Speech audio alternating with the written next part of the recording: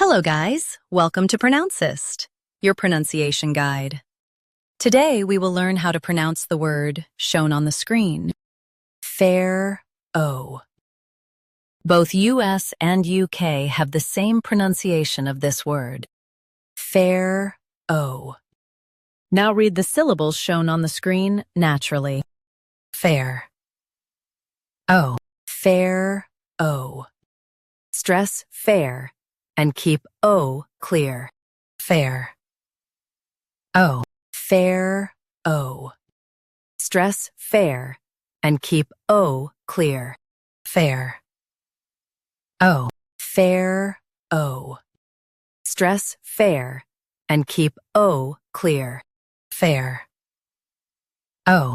PHARAOH.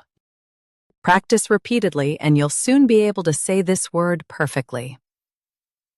The best way to practice is to repeat the syllable multiple times. The meaning of the word is ancient Egyptian ruler.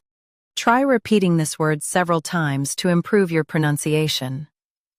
We post daily videos on useful and commonly mispronounced words to help you speak clearly and confidently.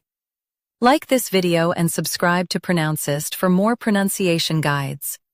Thanks for watching us.